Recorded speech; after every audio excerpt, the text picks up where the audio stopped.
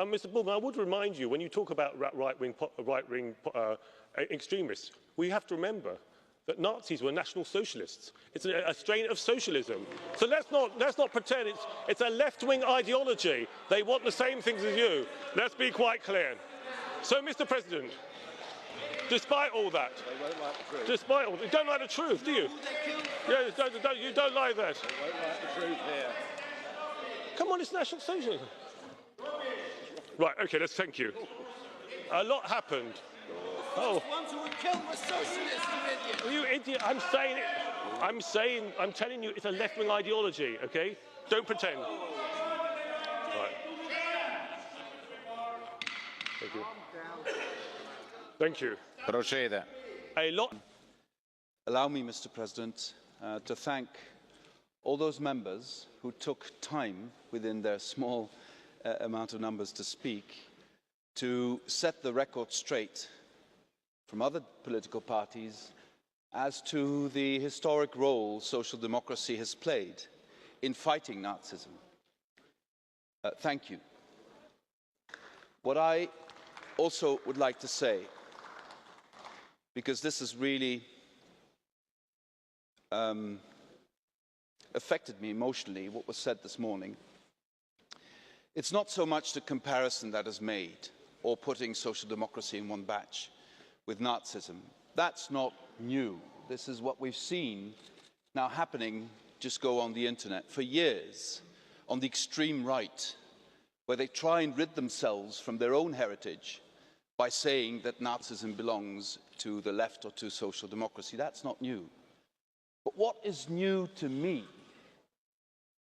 is that the leader in this House of the party of Churchill and Thatcher would appropriate that narrative. What has happened to the Conservative Party that not so long ago was still a member of the EPP in this Parliament in the last 10 years? What has happened that they are now using the same narrative as Mr. Farage and others have been using for many years, a narrative they've always distanced themselves from? Has happened what Churchill predicted when he talked about appeasers? The only thing you get by feeding a crocodile is that the crocodile will eat you last? Has the Conservative Party finally been eaten by UKIP? I hope not. I'm sure you hope so, yes, but I do hope not. I say this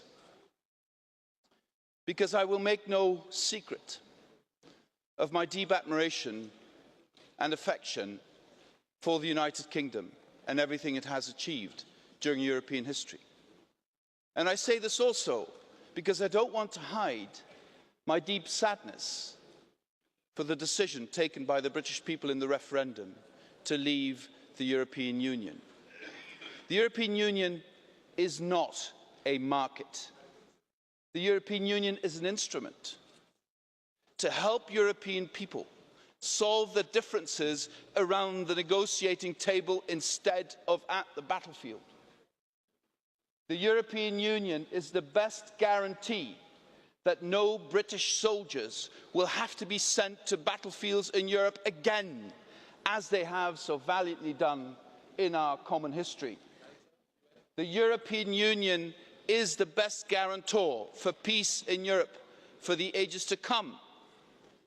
And for one of the biggest member states to leave that European Union is an incredibly sad moment, and I want to say that in this House. But given that decision, we are all under an obligation to do as little harm as possible in the process.